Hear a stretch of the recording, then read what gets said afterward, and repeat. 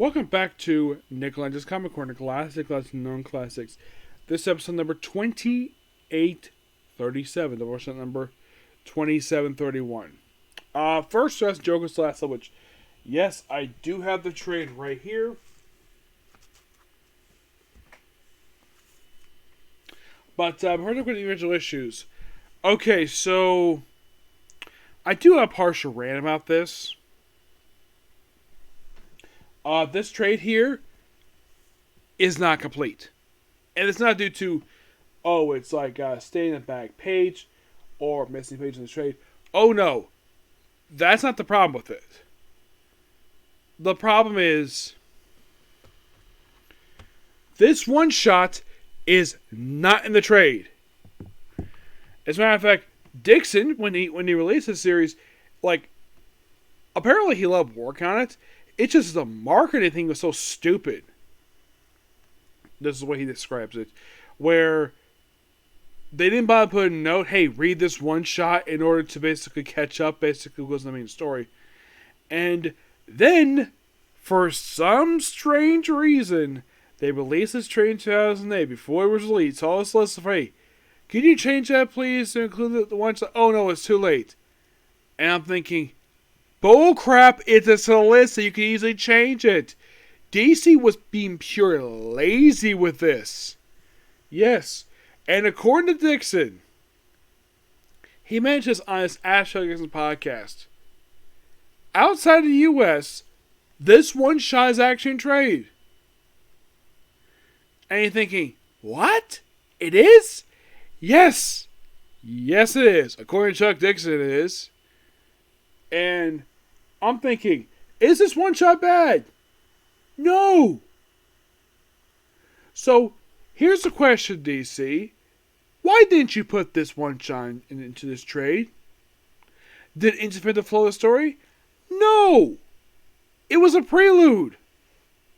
It's Joker's last laugh, Seeker Falls Origins. I would love, it was, basically have time, basically put it back in. You think this book will extend by a few more pages if they put this one shot in there? What? You think you're basically just cheap because you want to tick off Chuck Dixon?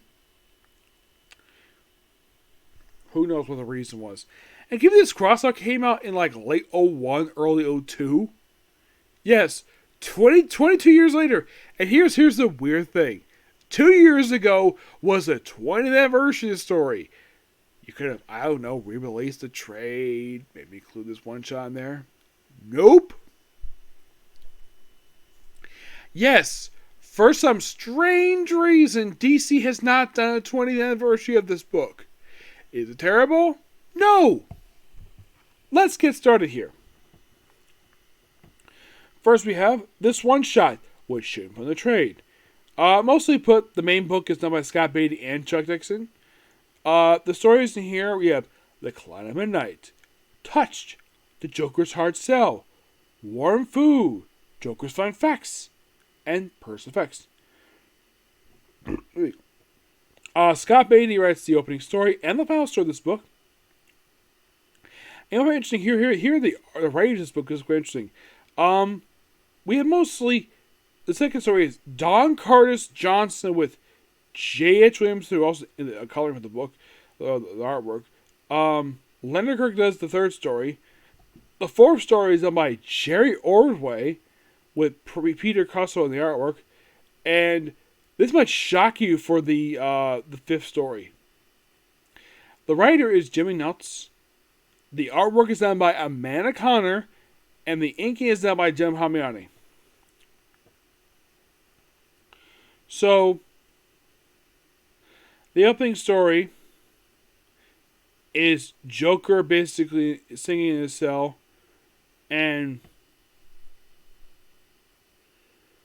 then apparently there's this copy of this person, because this story here is kind of how we got started here. The main gist Joker's last laugh is that someone tells Joker he has cancer, so he has one last basically big lad to play in the universe by Jokerized people. That's the plot of the book.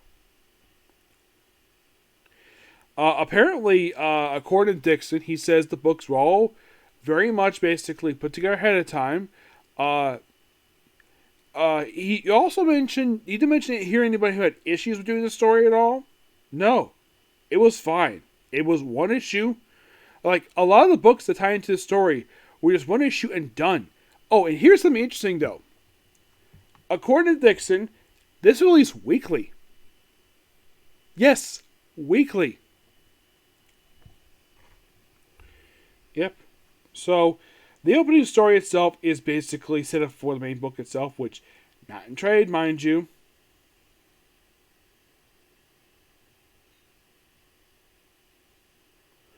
Yep.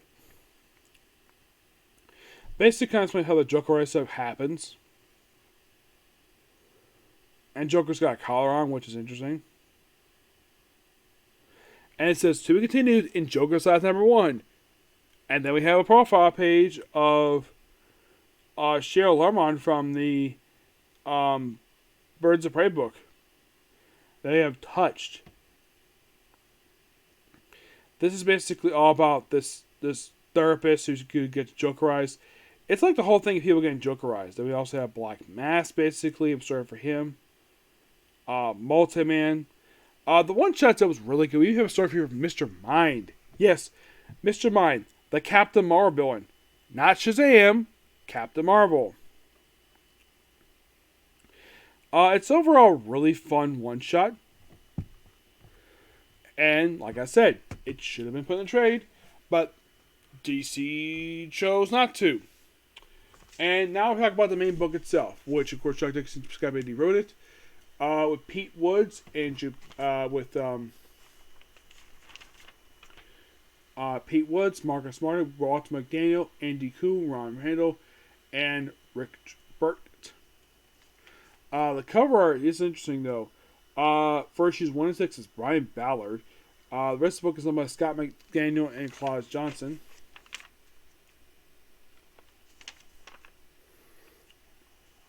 This also is a book from Harley Quinn. The book itself is a lot of fun. Just check the book out. You would thoroughly enjoy this. I would give the book roughly a 8.5 out of 10. I would give it a 9 because I really enjoy the story. I would not give it a 9 because they chose something to include the one shot. That's DC fault for you. Next up we have is Batman Detective Comics Gotham Nocturnal Act 1, which collects Detective Comics issues 1066 to 1000 and Detective Comics 2022 annual #1. I'm like, I saw the #1 like, oh my gosh, someone at DC finally realized that people were sick and tired of the years we had in the freaking annuals. So this is a very interesting story here. I like this. We have Simon Spurrier and Dan Winters do some writing here with Ram V, Heldon Sherman, Ivan Reyes, Danny Mickey, Raphael Barcookie, Danny Dexter Soy, Sarah Raphael, Miguel Makina, Casper Wajard, and Christopher Mitten. The cover here is by Evan Cagle. So first we start with issue 1066. It is mostly put just, you have just Harry Bullock and Jim Gordon basically in their PI office. Just relaxing. Actually, he is just got out of the bag, is nearly drowned. So mostly, but then we have. Actually, it's not Bullock. It's actually Bruce Wayne. Well, actually, Bruce Wayne Batman puts a bandage because I want to see his face. Yeah, and also this book involves Two-Face. Yes, Two-Face is here for some reason. Then Bruce Wayne meets Asm Organ, who basically is like he's visiting the former like Arkham Asylum. Yep. And we see lots of them. Of course, we all see Mr. Freeze. Is really good artwork here.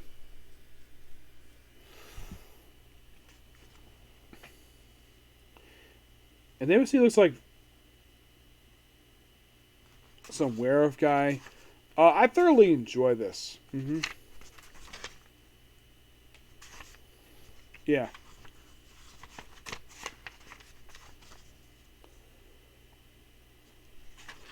yeah, it's just really fun. The stuff here a little bit of Wayne Enterprises. We also have the Ted Eye Band up here in the story. Yes. We also have Psycho Pirates here too. Yeah, I love this book. Just pure amazement. I give this book roughly a 10 out of 10. I enjoyed this book. A friend of mine basically he dropped the book because he didn't necessarily he thought the book was taking too long. And with this book in particular, there's only about 19 issues left to collect for his run because Star issue 1090, Tom Taylor took the book. Yep, that's really interesting. Yep, so yeah, that's a particular review. Please be sure to like, comment, subscribe, turn notifications, and do the dislike button. Next up, we have a Spirit of Frame. Okay, let's feel. Bye.